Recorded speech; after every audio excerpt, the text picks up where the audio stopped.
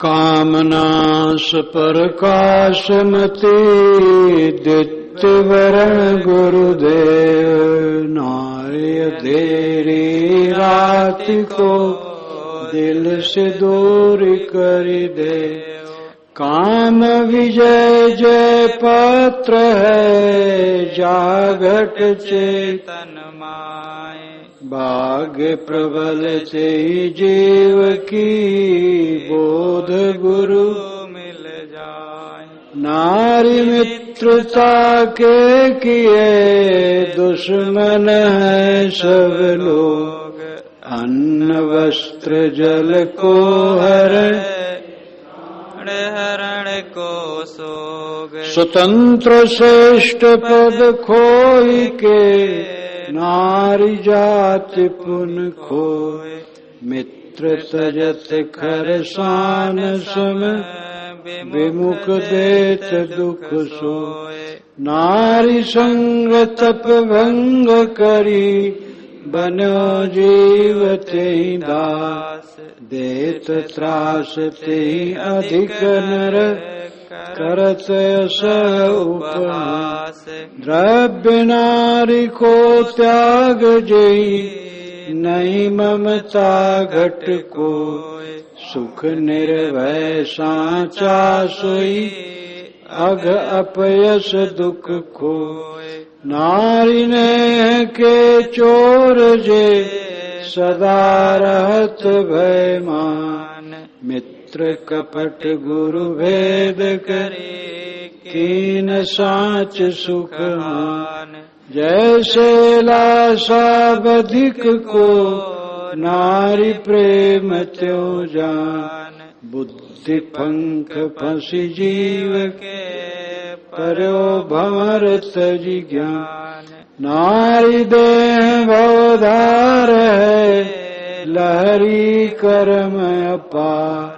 बात जीवते धार में धरि धरि देह सार। नारी विषय सुख चाह उठी करत जीव परतंत्र। वै प्रतंत्र धर्मत सदा होत नहीं दुख अंत। देत तनय तन भोग में चित्र लेत मन खीर। चित्र काट खटकत पुनः पुनः चहत भगनी। नारी जहर अति मीठ है भूल कोई मत खाए। जन्म मरण दुख खानी है रही सदा भरमाए। रूप भास में जीव फंसी शब्द बाण ही वेदी। स्पर्श विषय सुख चाह उठे जलत विषय विषेदी। देखत युवती सुख है स्वपरस देत जलाए। फिर लकी सपरस फिर तिन बतलाए। फिर धारा अगम है होत नहीं ते अंत। बल धन वीर्य निपात है ख्वाहिश बढ़े अनंत। ख्वाहिश दुख सबके लिए मिले तो ख्वाहिश होए। बिन गुरु सारथ मिलत नहीं मिले तो बिछुड़त सोए। नयन सैन मन बसी करे सपरस ते कसिले। भालू सम मन नाथिक बैन झकोरा दे। करे काज व्यवहार प्रियवादिन अनुकूल रुचि। राखे मन अनुसार दे कलेजा हाथ में।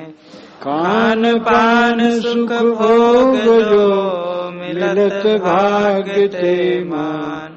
तृष्णा शोक कुकर्म बढ़ी बिन बोध भाग ही जान।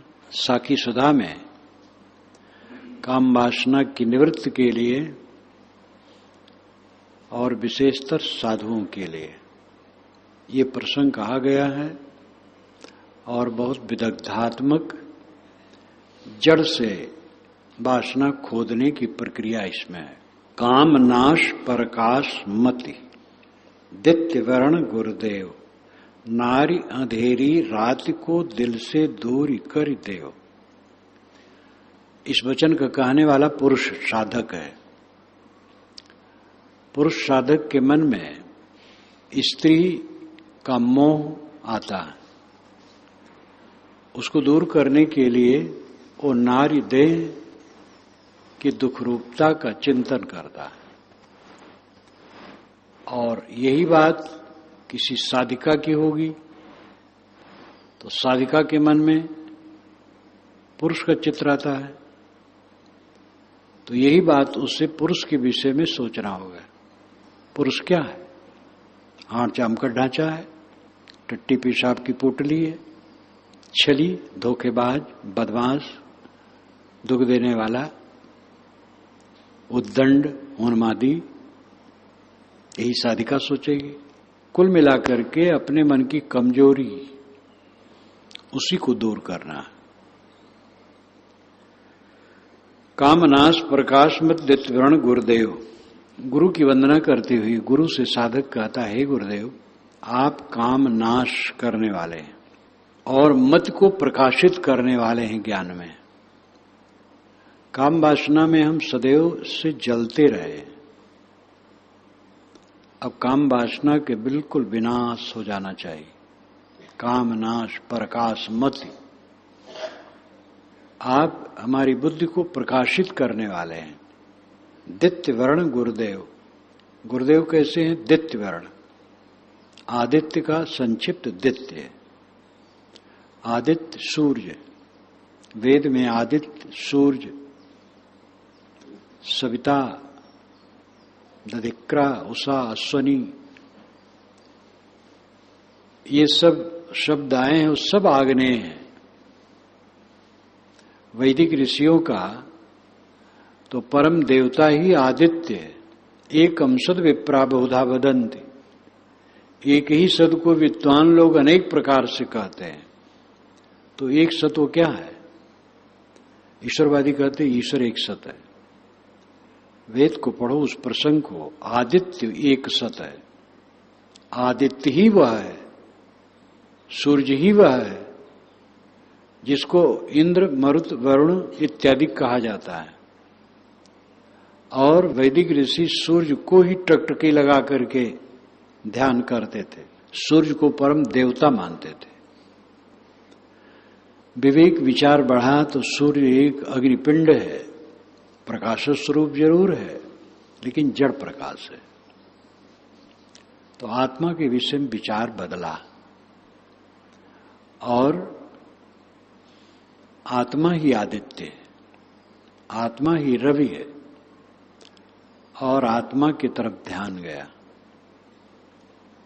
दित्य वर्ण गुरुदेव, हे गुरुदेव आप दित्य वर्ण हैं, आदित्य वर्ण हैं, प्रकाश स्वरूप हैं, ज्ञान प्रकाश करने वाले हैं। नारी अंधेरी रात को दिल से दूर कर दो। साधक कहता है हमारे लिए नारी अंधेरी रात है। अंधेरी रात में जैसे आदमी को हाथ पसारा न सूझे और भटके, हाथ पैर टूटे, गिरे, वैसे स्त्री की आसक्ति हमारे मन में जो आती है वो हमें भटकाने वाली है। इसलिए हमें ऐसा बोध दीजिए जिससे स्त्री की तरफ मेरा मन न जाए। दिल से दूर कर दो, हमारे दिल से स्त्री की आसक्ति दूर कर दो। मैंने पहले कहा यही बात साधिका की होगी। वो भी नहीं करेगी गुरु से तो यही कहेगी कि पुरुष की छाया हमारे मन में न आवे। काम विजय जय पत्र है, जा घट चेतन माए, भाग्य प्रबल ते जीव की बोध गुरु मिल जाए। काम विजय जय पत्र है, जिसने काम पर विजय किया जय पत्र उसको मिल गया। जय पत्र का मतलब है कि उसको प्रमाण पत्र एक मिल गया कि सर्वत्र विजयी है। विश्व विजयी कौन है? जिसने काम पर विजय प्राप्त किया।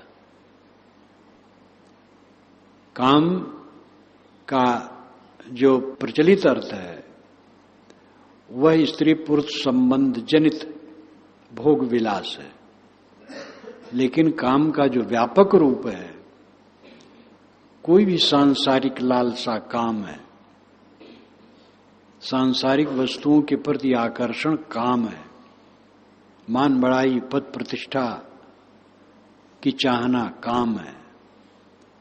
काम मात्र का अंत होना चाहिए, सारी चाहनाओं का अंत होना चाहिए, तब निष्काम हुआ। काम विजय जय पत्र है। काम पर जिसने विजय किया, कामनाओं को जीत लिया, वो विजय पत्र पाड़ गया। जा घट चेतन माहे, जिस घट में, जिस चेतन में ये हुआ, अर्थ हुआ कोई भी शरीरधारी चेतन जिसने कामना पर विजय प्राप्त कर लिया, वो विश्व विजयी हो गया। भाग्य प्रबल ते जीव की बोध गुरु मिल जाए। लेकिन उन काम विजयी व्यक्तियों में, चाहे वो स्त्री हो पुरुष हो, जिसने काम पर विजय किया, वो विश्व विजयी है।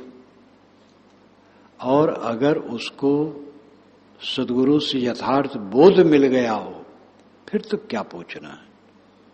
ये स्वामी शंकराचार्य ने भी विवेक चूड़ामणि में कहा है, उत्कट वैराग्य हो और उसके साथ साथ यथार्थ बोध हो। उत्कट वैराग्य से संसार की चाहना की निवृत्ति हो जाती है, चित्त में कलह नहीं रहता है। कलह का कारण कामना है, अहंकार है। जिसके चित्त में कामना और अहंकार नहीं, उसको कलह नहीं रहता है। लेकिन बोध नहीं है तो फिर कहां बैठेगा। साहेब साहेब सब कहें मोहि देसाई, और साहेब से परिचय नहीं, बैठोगे कहीं ठोर। साहेब परमात्मा ब्रह्म ईश्वर सब कहते हैं, लेकिन परिचय नहीं है तो स्थित कहां होंगे। मन का ठहराव कहां होगा। मन का ठहराव परोक्ष में हम करते हैं, ईश्वर का एक नक्शा गढ़ते हैं, साकार निराकार कुछ भी। साकार गढ़ेंगे वो भी मन की कल्पना होगी, निराकार गढ़ेंगे तो निराकार का ध्यान क्या होगा। ये आकाश बादल सब आएगा दिमाग में। साकार गढ़ेंगे तो कोई आकृत होगी, वो सब हमारे मन की लीला होगी। आरंभिक चित्त को स्थिर करने के लिए कोई शुभ कल्पना करके मन ठहरावे, यहां तक तो बन सकता है, लेकिन अंतिम तो ये नहीं है। ये सब मन का व्यापार है, जहां मन ही समाप्त हो जाता है। मन समाप्त हो गया, बस स्वयं शेष रह गया। स्वयं शेष ही बोध स्वरूप है। जो सबका बोध करता, उसका बोध होना चाहिए। सबका बोध कौन करता है? मैं। जो सबका बोध करता है वो नित्य है। सारा संबंध हमारा क्षणिक है, लेकिन मैं से संबंध नित्य है। अस्ति कश्चित स्वयं नित्यम अहम प्रत्यलंबना, अवस्था त्रय साक्षी सन पंचकोश विलक्षणा। ये स्वामी शंकराचार्य का वचन है।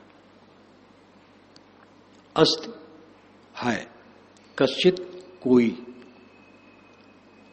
स्वयं खुद, नित्यम सदा। अस्ति कश्चित स्वयं नित्यम, अहम मैं, प्रत्यय बोध, लंबना आधार। मैं बोध का आधार कोई स्वयं नित्य सत्ता है, ये इसका अनुवाद हुआ।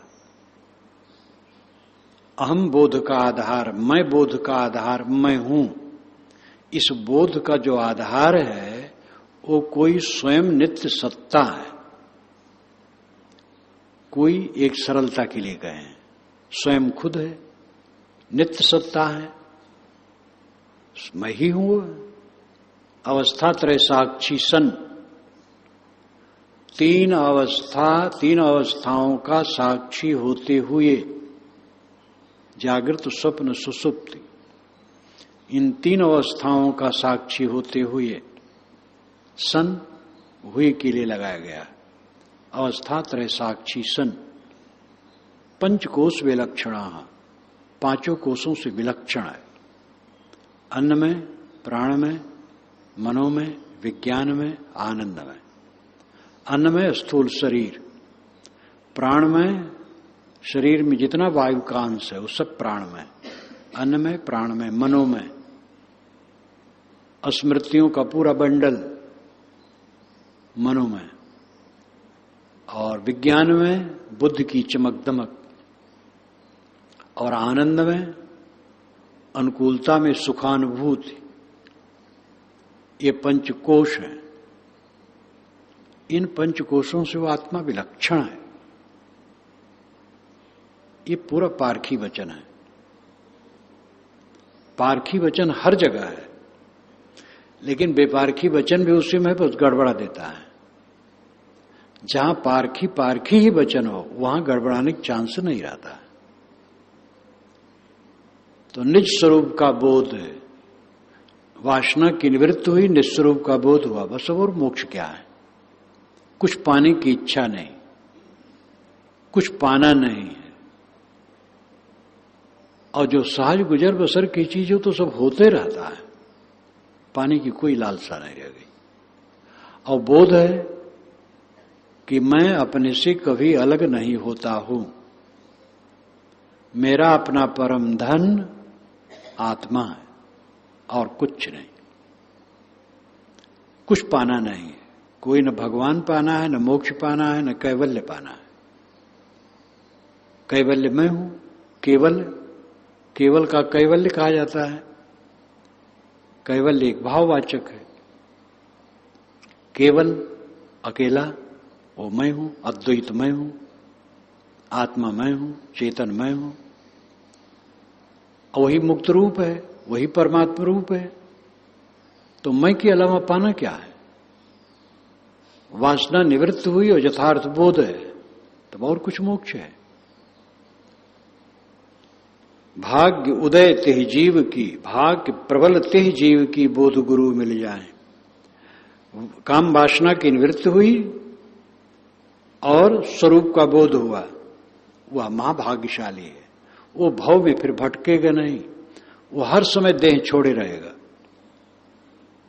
जो देह को हर समय छोड़े रहता है उसको देह छोड़ना बाकी नहीं है।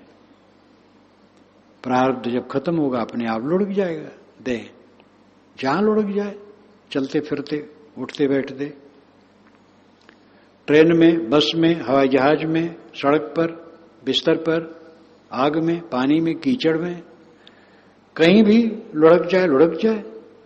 वो सदैव अपने अक्षय भवन में। नारी मित्रता के किए दुश्मन हैं सब लोग, अन्न वस्त्र जल को हरे, प्राण हरण को सोग। साधुओं के लिए ज्यादा उपदेश है इसमें, और सबके लिए उपदेश है। नारी मित्रता के किए, कोई साधु बने और फिर वो नहीं ठहर पा रहे हैं, ललचा रहे हैं, कुघट कलई निहारी,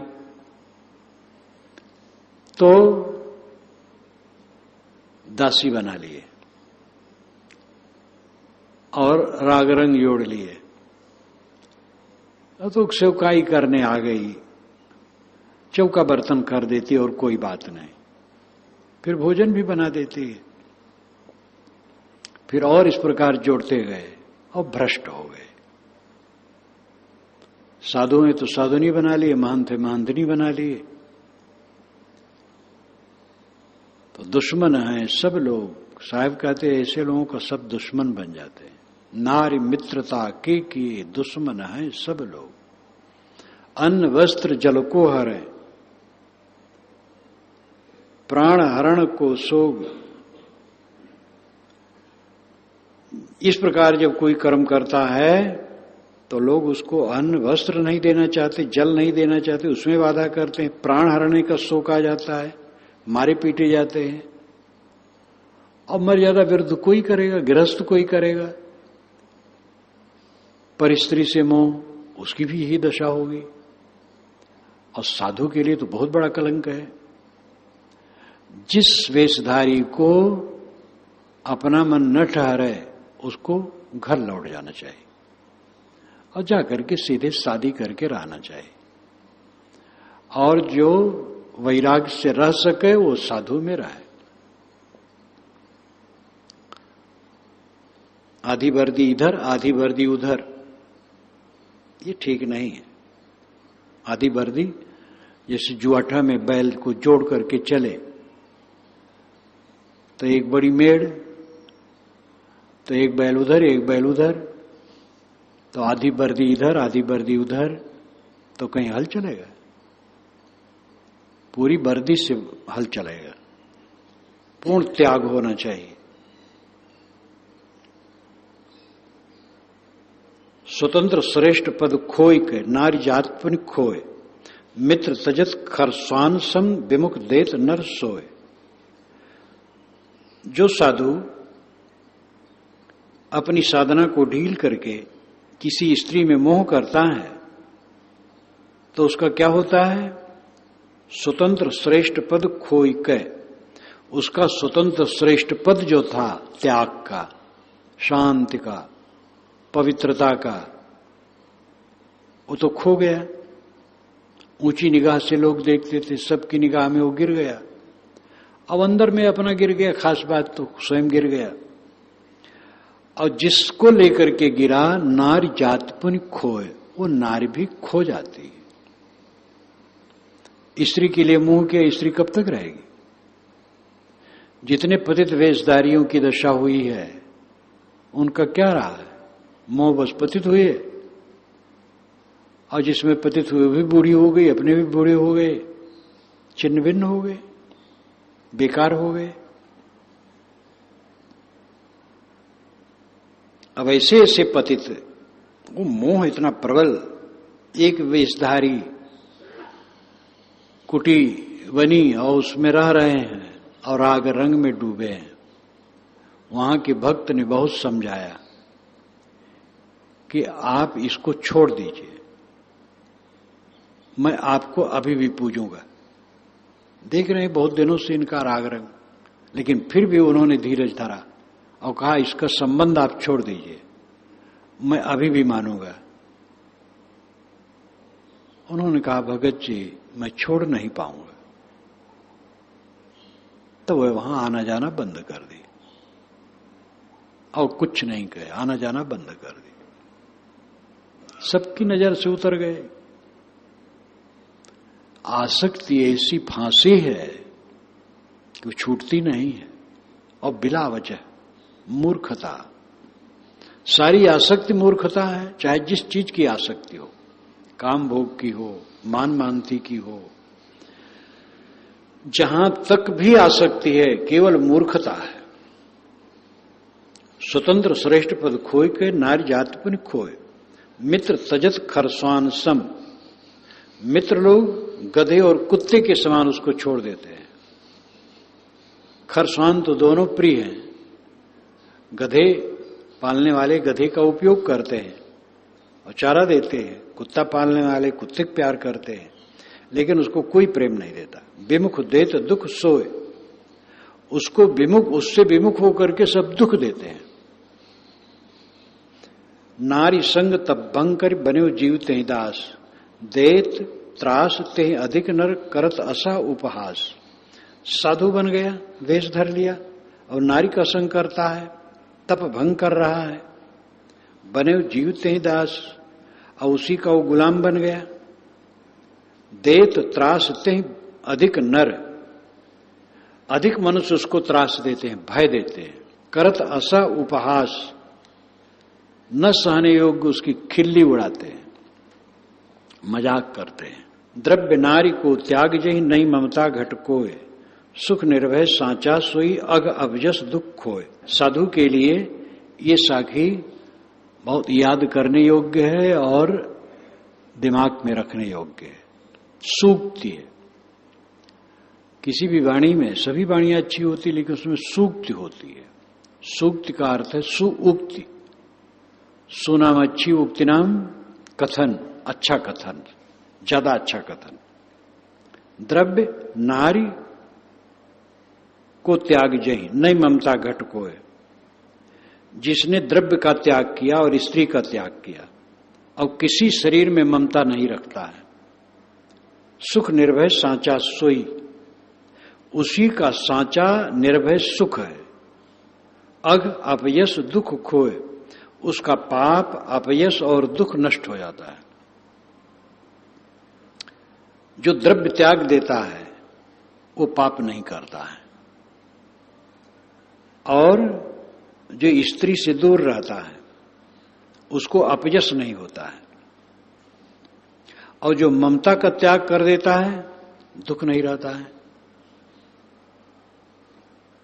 द्रव्य, नारी और ममता, ये तीन में जुड़ने से अग अपयश और दुख होता है। नारी से भी प्राय वही मैंने कहा, ये पुरुष साधक है कहता है, स्त्री साधिका होगी वो कहेगी। कोई स्त्री साधिका है और पुरुष से ज्यादा गठजोड़ करती है तो अपयश का पात्र बनेगी। पुरुष साधक है, स्त्री से गठजोड़ करेगा तो अपयश का पात्र बनेगा। जहां तक साधक साधिकाओं का प्रसंग है, साधिकाएं प्रायः वेशधारियों से पतित होती हैं। दूसरे गृहस्थ लोग तो उनसे दूर रहते हैं। कोई एकदम बहुत वैसी हो साधिका और गृहस्थ से संबंध जोड़े, ऐसा भी होता है। लेकिन ज्यादातर ये जो साधिकाओं का पतन होता है वेशधारियों से होता है। इसलिए साधक साधिकाओं में बहुत एकदम कड़ाई होनी चाहिए, एक दूसरे से बिल्कुल दूरत्व।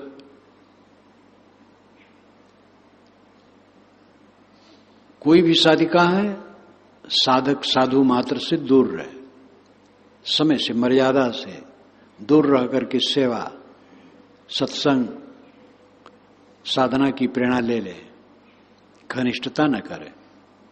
ऐसे साधक साधिकाओं से दूर रह करके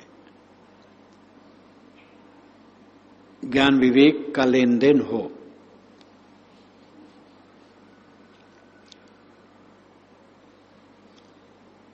द्रव्य का त्याग,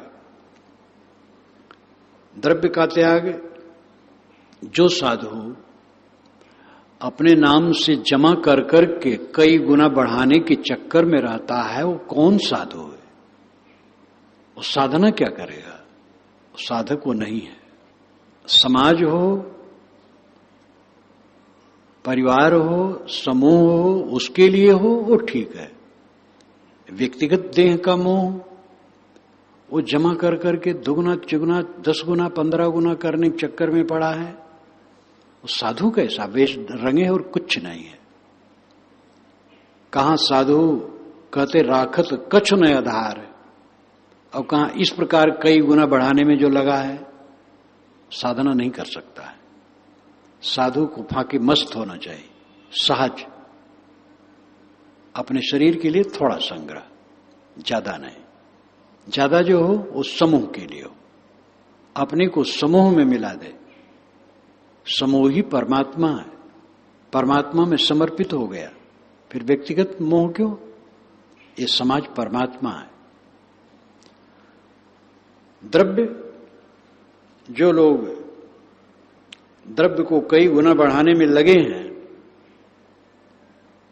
ऐसे भी साधु वेशधारी हैं जो गृहस्थों में बांटते हैं, ड्योढ़ा पर सवावा पर पैसा और अन्न और क्या क्या।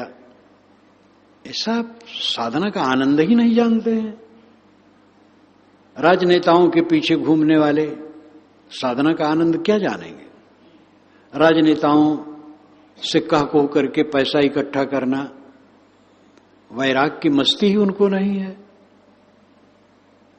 ये सब साधना के बिल्कुल विपरीत है। द्रव्य का जो त्याग करेगा पाप नहीं करेगा, और उसका मन बधेगा नहीं, और द्रव्य बटोरने में जो लगा होगा व्यक्तिगत जीवन के लिए व्यामोह मात्र और कुछ नहीं है। संत कितने हुए और हैं आज भी कि वो अपना सहज रहे और सब बीत गया, कुछ नहीं हुआ। और जो अपने नाम से जमा कर करके इतना गुना इतना गुना इतना गुना, वो गलत कर रहे हैं। और जो स्त्री में जुड़ना चाहते हैं अबजस के पात्र होंगे, और जो साधिका पुरुष से जुड़ना चाहेगी चाहे साधु से हो और ज्यादा उसमें घनिष्ठता करेगी तो उसमें भी अबजस होगा। अगर इससे दूरी है तो अबजस नहीं होगा। और ममता होगी किसी देह में तो दुख होगा। ममता ही से दुख है। ममता की पूरी निवृत्त होने पर दुख नाम की कोई चीज नहीं। ये तीनों का बंधन जिसका कट गया है सब समय मुक्त है। मुक्ति का अनुभव है मन आंदोलित न हो, मन किसी तरफ न खींचे, मन में विक्षोभ न हो, मन में प्रकंपन न हो, उद्वेलन न हो, प्रशांत। और ये करना बहुत सरल है, इसी पर डट जाओ। जो कुछ कसर जिसके मन में हो उसको बिल्कुल मिटा दो। सदैव आनंद कंद द्रव्य नारी को त्याग जहि, नहीं ममता घट कोय, सुख निर्भय साचा सोई, अग अपजस दुख खोय। हमारे बड़े भंडारी साहब रहे, संत साहब, थोड़े मोड़े चला ही रहे, घूम ले। साल भर में जो इकट्ठा हो भंडारा कह दे खत्म। संतोष साहब भी इसे साल भर में भंडारा कर दें खत्म। और संतोष साहब चलते चलते एक जगह मेड़ पर बैठे और कि अब चल नहीं पा रहा हूं, गांव से गए खाट लाने, तब तक शरीर छूट गया। जमा किए रहो, नहीं तो फिर क्या होगा आखिर में। इसीलिए साधु हुए हो, जमा करने के लिए। जो कुछ जमा हो परमात्मा के लिए। समाज परमात्मा है, समाज के लिए हो, व्यक्तिगत के लिए नहीं। व्यक्तिगत के लिए हल्का फुल्का। नारी नेह के चोर जे सदा रहत भयमान, मित्र कपट गुर भेद कर कीन सांच सुख हान। जो नारी के नेह के चोर हैं, साधु बन करके अपनी स्त्री से अपने को जोड़ना चाहते हैं, लगझक करके चोरी छुपे, सदा रहत भयमान, और सदैव भयभीत रहते हैं। मित्र कपट गुरु भेद करी, वो मित्र से कपट करते हैं, गुरु से भेद इन्हीं कपट करते हैं। और कीन सांच सुख हानि, सच्चे सुख का वो नाश कर देते हैं। सच्चा सुख, निर्भय सुख, आत्म संतोष का सुख, वेश धर करके फिर किसी स्त्री से जुड़ने की इच्छा, रिझाने की इच्छा, महानार की जीव है। ऐसे नार के लोगों का क्या उद्धार होगा। जैसे लाशा बधिक को नारी प्रेम त्यों जान, बुद्धि पंख फंस जीव के पर्यो भंवर तज ज्ञान। जैसे बधिक का लाशा होता है, बधिक चारा लगा देता है, वहां लाशा लगा देता है। पक्षी आता है चारा खाने लगता है और लाशा में पंख फंस जाता है, उड़ नहीं पाता है, बस आकर के वो पकड़ लेता है। तो ऐसे विषय वासना का लाशा साधु है और वो नारी में प्रेम करता है तो उसकी बुद्धि फंसेगी। साधिका है और पुरुष में मोह करती है तो वो उसका मन फंसेगा और वो ज्ञान छोड़ करके भंवर में पड़ जाएगा। पर्यो भंवर तज ज्ञान, स्वरूप ज्ञान स्वरूप स्थित दूर, और मन के भंवर में वो डूबेगा, उतराएगा।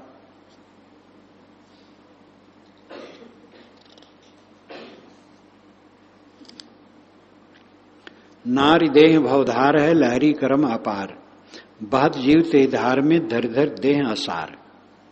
पुरुष साधक कहता है कि मेरे लिए तो नार देह ही भवधारा है, नारी की तरफ मेरा मन दौड़ता है, वही हमारे लिए भटकाव है।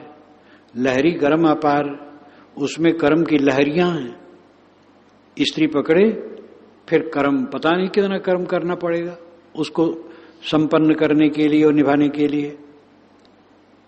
फिर उसके साथ बाल बच्चे, फिर बेटी दामाद, फिर समधी लमधी, फिर सबके हर्ष शोक हान लाभ राग द्वेष, बहुत जीवते ही धार में, इसी धारा में जीव बह रहा है। धर धर देह सार, सारहीन देह धर करके बह रहा है। साधिका कहेगी यही बात कि पुरुष देह भवधार है, हमारे लिए पुरुष देह भवधारा है। पुरुष में मोह करने से हमारे लिए भटकाव है। पुरुष में मोह न करे तो क्या भटकाव उसको है। एक साधिका है, किसी पुरुष से मतलब नहीं, अपनी साधना में मस्त, कौन बंधन उसको दे सकता है। किसी पुरुष से गठजोड़ किया, बस जीवन भर नरक भोगे। एक खर ज्ञान, चाहे नर हो चाहे नारी, कोई कल्याण चाहे। और यही बात दर्जे दर्जे गृहस्थों के लिए भी है। पराई स्त्री मोह करेगा, इज्जत खराब हो जाएगी, समाज में प्रतिष्ठा खत्म हो जाएगी। पराय पुरुष में जो स्त्री मोह करेगी, उसकी प्रतिष्ठा खत्म हो जाएगी। दोनों जगह बहुत संवेदनशील है और ऐसा ऐसा पाप होता है। कभी कभी अखबार पढ़ो तो क्या, पूरा नरक संसार, और उसमें ही प्रपंचे आता है ज्यादा। अच्छी बात तो आती भी कम है। सामूहिक अत्याचार करके हत्या कर दिए, किसी लड़की से कई लड़के सामूहिक अत्याचार किए, बात खुल न जाए बस उसको मार दिए। इतना इतना पाप, क्षणिक उत्तेजना, और उसका परिणाम कितना घोर। इसलिए स्त्री पुरुष गृहस्थ विरक्त सबको सावधान रहना चाहिए इस प्रपंच से। नार विषय सुख चाह उठ करत जीव परतंत्र, होए परतंत्र भरम सदा होत नहीं दुख अंत। पुरुष के मन में स्त्री के विषय में चाहना उठती है, स्त्री के मन में पुरुष के विषय में चाहना उठती है, और जीव परतंत्र होता है। परतंत्र, दूसरे के अधीन, अनात्म वस्तुओं में चिपकाहट।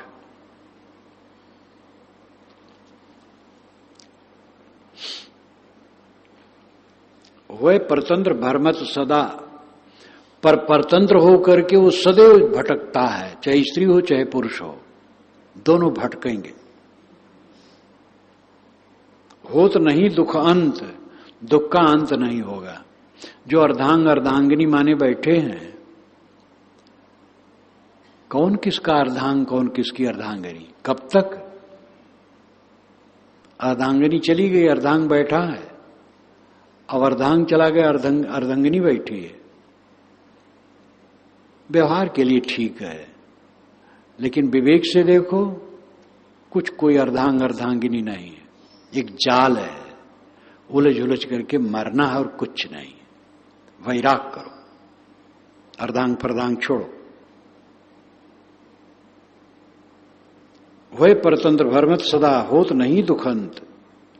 इस विषय वासना में पढ़ करके कभी दुख का अंत होने वाला नहीं है।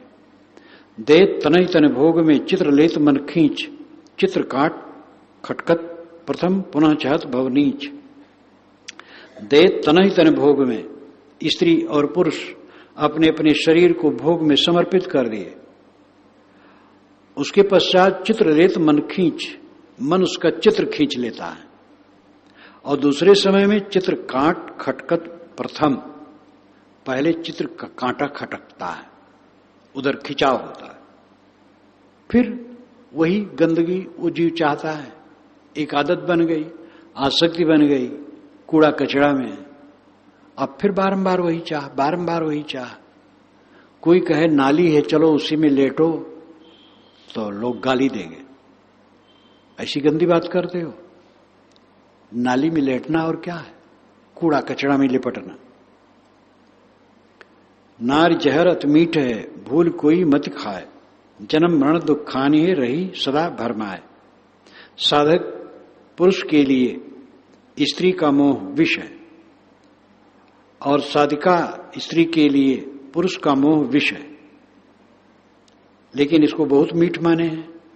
भूल कोई मत खाए, भूल करके कोई साधक साधिका इस विष को न खाए। जन्म मरण दुख खानी है रही सदा भरमाए, ये जन्म मरण और दुख की खानी है। देहाभिमान विषयासक्ति विषय क्रिया, ये जन्म मरण की खानी है। रही सदा भरमाए, सब जीव इसी में भटक रहे। देहाभिमान बस, पहले देहाभिमान उदय होगा तब काम वासना उदय होगी। अपने को देह मानो, बस भटको। शुद्ध चेतन हो, ये भाव आए, काम वासना कोई गुंजाइश नहीं। इसलिए साधक का स्वरूपाकार होना चाहिए, उसकी वृत्ति निरंतर स्वरूपाकार रहे। स्वरूपाकार का मतलब है स्वरूप स्मरण, स्वरूप जागृति, सावधान, सावधान, पूर्ण जागृत, अवधानता सहित सावधान, सदैव कृतार्थ है। रूप फांस में जीव फंस, शब्द बाण ये वेदी, स्पर्श विषय सुख चाउट, जलत विषय विष एदी। स्त्री के रूप में पुरुष, पुरुष के रूप में स्त्री के फांस में जीव फंसते हैं। शब्द बाण ही वेदी, और उनके शब्दों के बाण उनके हृदय को बेधते हैं। स्त्री मीठी मीठी बात करके पुरुष को लुभाई, और पुरुष मीठी मीठी बात करके स्त्री को लुभाया। स्पर्श विषय सुख चाह उठी, तब उनके मन में एक दूसरे के आलिंगन करने की चाहना उठती है, और परिणाम होता जलत विषय विष एदि। विषय रूपी विष के ईंधन में, आग में पड़ा पड़ा जलता है। देखत युवती सुख है, परसत देत जलाए, फिर लख सपरस फिर त्यों बतलाए। देखने में युवती सुखद लगती है और युवक सुखद लगता है, लेकिन स्पर्श करते ही वो जल जाते हैं। स्त्री हो पुरुष हो, पारस्परिक मोह और आलिंगन में उद्वेग, अशांत, मलिनता की सिवा क्या है। फिर लख सप्रस फिर एक दूसरे को देखते, फिर स्पर्श में डूबते हैं, फिर ते ही बतलाए, और फिर उसी की चर्चा करते हैं, विषय वासना की बड़ाई करते हैं। बड़े बड़े विद्वान श्रृंगार रस की पुस्तकों को लिख लिख करके एकदम चौपट किए हैं।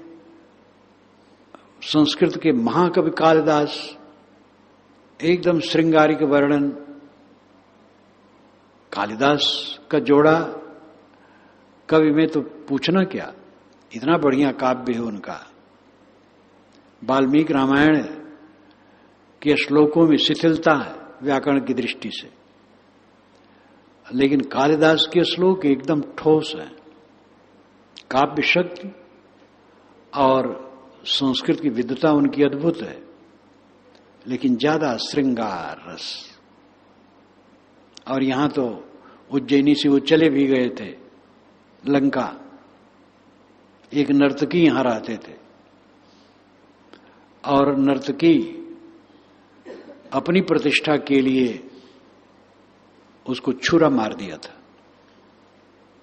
ये भी बात आती कहां तक सच है, और ही लंका ही में मरे थे।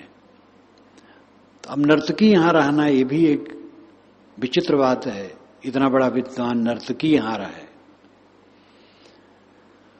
और उसमें जो साच झूठ हो, परंतु इतना तो सच है कि संस्कृत साहित्य, उर्दू साहित्य, भगवताचार्य स्वामी से जब एक पूछा, भगवताचार्य स्वामी रामानंद संप्रदाय के उद्भट विद्वान और वैराग्यवान पुरुष, अक्षर कहने वाले, तो एक साधक ने लिखा पत्र कि भगवान मैं पढ़ता हूं और साधक भी हूं, आप मुझे राय दीजिए।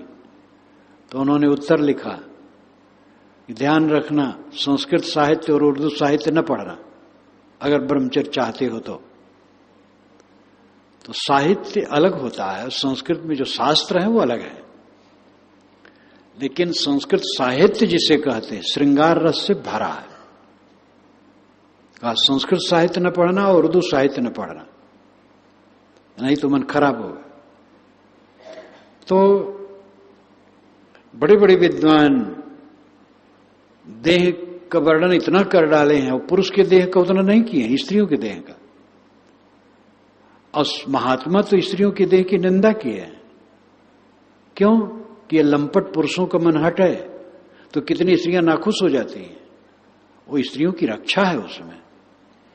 स्त्री की एक एक का वर्णन विद्वानों ने किया है और यही स्त्रियों के लिए काल हुआ।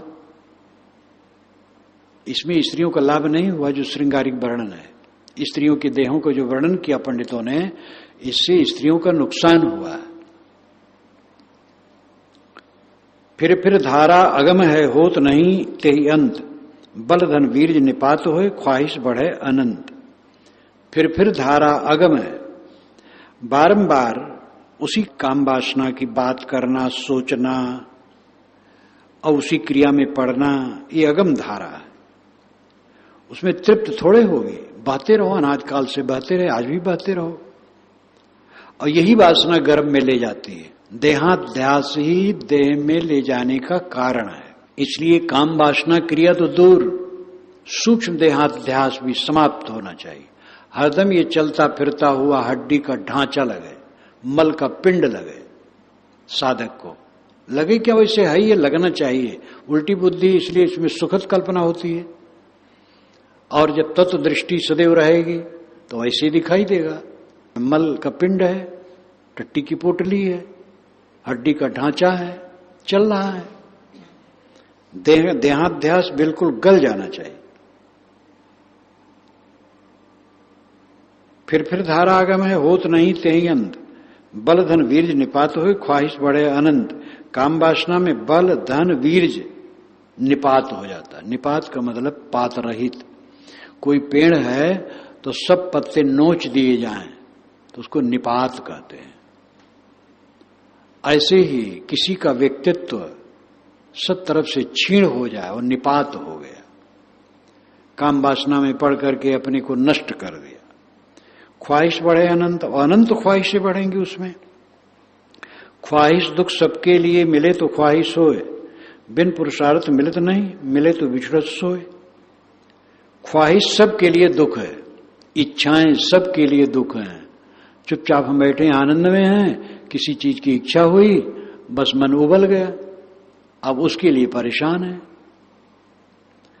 मिले तो ख्वाहिश होए, अगर वो चीज मिलती है तो ख्वाहिश और बढ़ती है। बिन पुरुषार्थ मिलत नहीं, ये भोग बिना मेहनत के नहीं मिलते हैं। और मिले तो विछड़त सोए, और मिलते हैं तो विछुड़ जाते हैं। तो चित्त का उद्वेगित करना और इसके लिए मेहनत करना, और मिले और फिर बिछुड़ जाए और वासना खींचे, सारा धंधा तो दुखदाई है।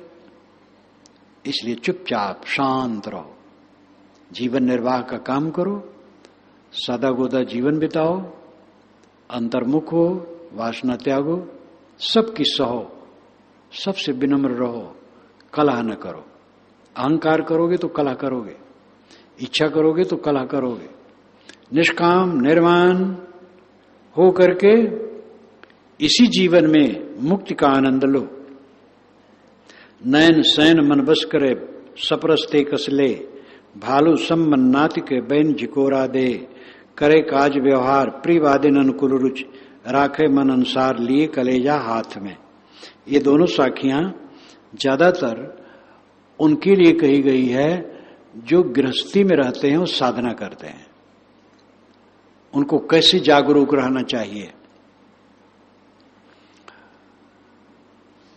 साधक गृहस्थी में है और साधना करता है, ब्रह्मचर्य से रहता है, उसको साहब सावधान करते। देखो, नयन सैन मन बस करे। तुम्हारी पत्नी घरवाली नजर मार करके नेत्रों को चला करके मोहित करेगी, सैन इशारा करके, अंग चालन करके तुम्हें मोहित करेगी। नयन सैन मन बस करे, तुम्हारे मन को बस में करेगी। सपरस्ते कसले, और स्पर्श में पड़ोगे तो खूब कस के बंध जाओगे। भालू सम मन नाथ के, जैसे भालू को कोई नत्था लगा दे, उसके नाक में छेद करके रस्सी बांध दे और रस्सी पकड़े रहे, तो भालू कहां जाएगा।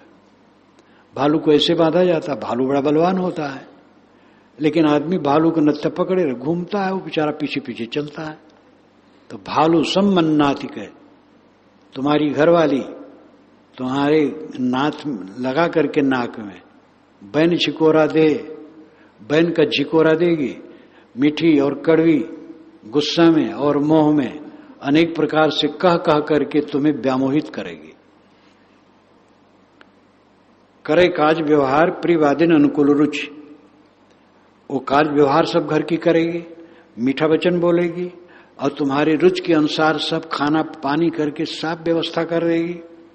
राखे मन अनुसार, मन के अनुसार अपना सारा व्यवहार रखेगी। लिए कलेजा हाथ में, तुम्हारे कलेजा को हाथ में लिए तुम्हें खुश कर देगी।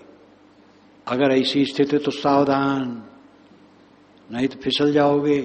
ऐसी जगह में तो फिसलने की बहुत गुंजाइश है। अगर स्त्री गुस्सा में है तो तुम बच सकते हो, और प्रेम करेगी तो और फंसोगे।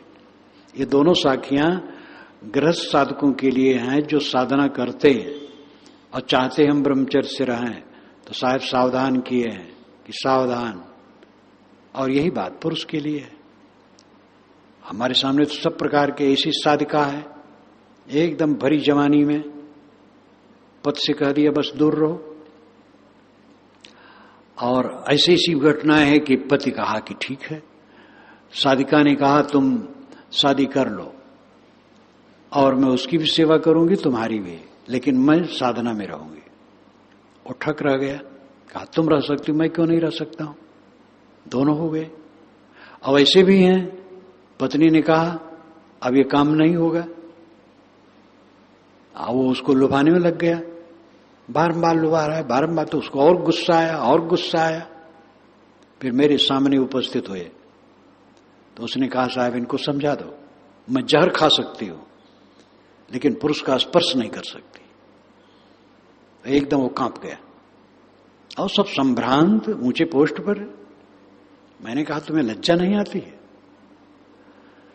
जवान जवान बच्चे बच्चियां सब हैं और इसको इतना त्याग है और तुम इतने अंधे हो। तो अभी भी उसका तो मन वैसे है, लेकिन क्या करें मजबूर है। कहें कबीर सुनो संतो पुरुष जन्म भो नारी, इसीलिए साहब कहे पुरुष जन्म तो है लेकिन नारी है। तो ऐसी स्त्रियां हैं इतनी बलवान कि भरी जवानी में पुरुष से कह दिया बस दूर रहो, नहीं तो कुशल नहीं होगा। और दृढ़ है। और ऐसी भी नारी है, पुरुष से कहा तो पुरुष ने कहा बस बहुत बढ़िया। महात्मा गांधी ने 37 वर्ष की उम्र में साधना का व्रत लिया, ब्रह्मचर्य व्रत का। कस्तूरबा ने साथ दिया और दोनों ब्रह्मचर्य से जीवन भर रहे। उनका तो उस समय बहिया हो गई थी। सभी नेताओं को कहते थे जो शादी नहीं की हो न करो, और जो की हो भाई बहन की तरह रहो। अद्भुत बाबा था वो, जो डंडा अपना चलाया। जयप्रकाश नारायण से उनकी पत्नी यही थी, उसने कहा गांधी जी ने, तो उन्होंने वहां फोन किया तो कहा ठीक है हम ब्रह्मचर्य व्रत लेते हैं। तो गांधी जी का प्रभाव एक खूब चला। तो ऐसी घनिष्ठता में जहां आपस में एक जगह रहना है, तो साहब कहते हैं कि बहुत सावधान रहना। जब मूल मात्र छपा था पहली बार, भवयान मात्र टीका नहीं आई थी, तब मैं इसका अर्थ दूसरे ढंग से लगाता था। नयन शयन मन बस करे, अपने नेत्र को और शरीर के संकेत को बस में करे, मन को बस में करे। सपरस्ते कस ले, स्पर्श कामना से अपने मन को हटा ले। और भालू सम्मान नाथ के, अपने मन को भालू के समान नाथ करके बैन झिकोरा दे, ज्ञान विवेक की वाणी का झिकोरा दे करके उस ठीक रखे। इसका अर्थ मैं यही करता था घर में जब था तब। लेकिन भयान टीका छप गई तो ले जाकर के उसको पढ़ा, तब बात समझ में आई कि साहब का ये लक्ष्य है। ये दोनों साखियां हैं जो गृहस्थी में रहते हो साधना करते हैं। तो साहब जागरूक करते सावधान रहना, नहीं तो अनुकूलता में फंस जाओगे। खान पान सुख भोग जो मिलत भाग्य ते मान, तृष्णा शोक कुकर्म बड़ बिनबोध अभाग्य चान। खान पान और सुख भोग ये सब परिश्रम और सौभाग्य से मिलते हैं, लेकिन उसमें तृष्णा और शोक और कुकर्म जो बढ़ते हैं, बिन बोध अभाग्य जान, बिना समझ के अपना बनाया दुर्भाग्य। जीवन जब तक है खान पान की आवश्यकता है, ये सब मिलता रहेगा। अबोधी बन करके जो मन को नारकी बनाए हो उसको हटाओ, कल्याण का काम करो, साधना का काम करो, भोगों की तृष्णा में न पड़ो, शोक चिंता में मत पड़ो, कुकर्म मत करो, अपने मन को संभालो। केवल मन बंधन और कुछ नहीं है। अंत में केवल मन बंधन है। जिसने अपने मन को संभाल लिया कहीं कुछ बंधन नहीं है। बड़ा सरल काम है। मन सामने है, उसको देखते रहो, संभालते रहो, सदैव अपने मन को संभालो। और बहुत दगाबाज है। दगाबाज का कोई स्वतंत्र थोड़े है। अर्थ है कि अध्यास है, संस्कार है और संसार बाजार सामने है। इसलिए मन को जीत लेने पर भी सदैव जागरूक रहना, कभी असावधान न होना, कुसंग न करना और मन पर कड़ी लगाम रखना, कभी भी उसको विचलित होने नहीं देना। इस प्रकार साधक सदैव मन को जीत लीजिए साधो, ऐसाधो मन को जीत लो। जिसने अपने मन को वश में किया वो विश्व विजयी हो गया। इस साखी सुधा में ये प्रसंग ज्यादा विदग्धात्मक है ब्रह्मचर्य के लिए, और इसमें गृहस्थों के लिए भी है, विरक्तों के लिए भी है, साधिकाओं के लिए, साधकों के लिए, सब के लिए निर्देश है। और खर है, जितनी जड़ गहरी होगी उतना खोद करके निकालने से तो वो निकलेगा, नहीं तो मोथा के 7 गांठ कहते हैं। तो जब निराई करते हैं तो 1-2 गांठ काट दिए थोड़ा खुरपी गड़ा करके, और कुछ दिन में फिर वो निकल आता है। तो उस पर कहावत है, तुम जाओ घर का हम जाए इतर का, तुम आओ घर से हम आई तर से। किसान मोथा को निरा करके चला गया तो मोथा कहती जाओ तुम घर, और हम भी नीचे जाते हैं, और घर से जब लौटोगे तो हम ऊपर आ जाएंगे। तुम जाओ घर का हम जाए इतर का, तुम आओ घर से हम आई तर से। तो इसी प्रकार ये जो मन की वासना है कई गांठ है। जब समझ लिए हम विजयी हो गए तब भी असावधान न होना, सदैव सावधान रहना, सावधानी की लगाम कड़ी रखना, कभी भी मन में विकार न आए, ये साधना बनाओ।